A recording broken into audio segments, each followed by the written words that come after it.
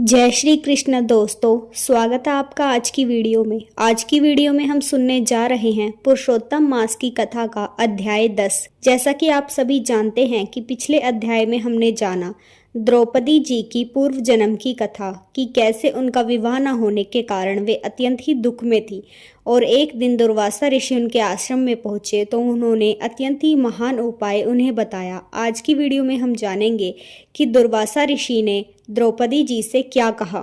पहले के अध्याय भी आप हमारे चैनल पर सुन सकते हैं, जिसका लिंक हम आपको डिस्क्रिप्शन में दे रहे हैं।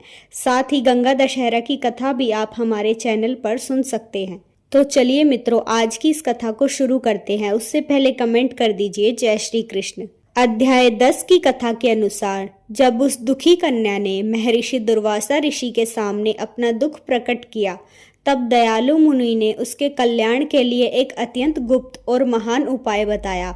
उन्होंने कहा कि शीघ्र ही आने वाला पुरुषोत्तम मास सभी मासों में श्रेष्ठ है और इसमें किया गया स्नान, दान, जप और भगवान की पूजा असंख्य गुना फल देने वाली होती है।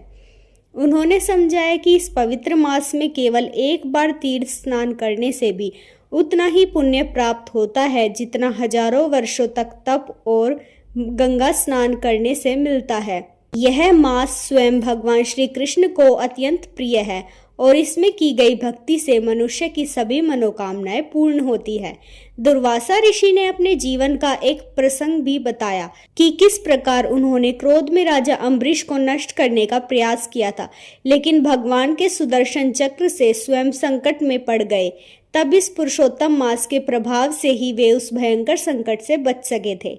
इस प्रकार उन्होंने कन्या को दृढ़ता से इस मास का व्रत करने का उपदेश दिया, लेकिन उस कन्या ने मुनि के वचनों को स्वीकार नहीं किया। उसने तर्क करते हुए कहा कि अन्य मास जैसे कार्तिक, वैशाख आदि भी तो महान हैं, फिर यह मलमास कैसे श्रेष्ठ हो सकता है। उसने इस प्रकार की महिमा को समझने के बजाय उसका तिरस्कार कर दिया। यह सुनकर दुर्वासा ऋषि अत्यंत ही क्रोधित हो उठे। उनके नेत्र लाल हो गए, परंतु करुणा के कारण उन्होंने उसे श्राप नहीं दिया। उन्होंने सोचा कि यह कन्या अज्ञानवश ऐसा कह रही है और अभी इसके पास सही समझ नहीं है, इसलिए उन्होंने केवल इतना कहा कि पुरुषोत्तम मास का अनादर करने का फल उसे अवश्य भोगना पड़ेगा, चाहे इस जन्म में या अगले जन्म में। इसके बाद दुर्वासा ऋषि वहां से चले गए।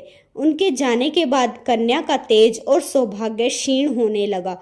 तब उसे अपने निर्णय पर विचार आया, लेकिन अब वह अलग मार्ग चुन चुकी थी।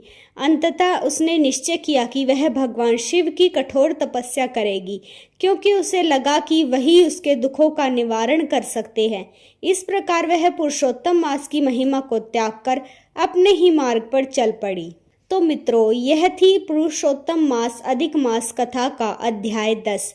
आगे की कथा में हम जानेंगे कि उस कन्या के साथ क्या हुआ तथा वह किस मार्ग पर चल पड़ी। इसलिए हमारे चैनल को सब्सक्राइब कर लीजिए। हर रोज हम एक नया अध्याय आपके सामने लाते रहेंगे। तब तक के लिए धन्यवाद।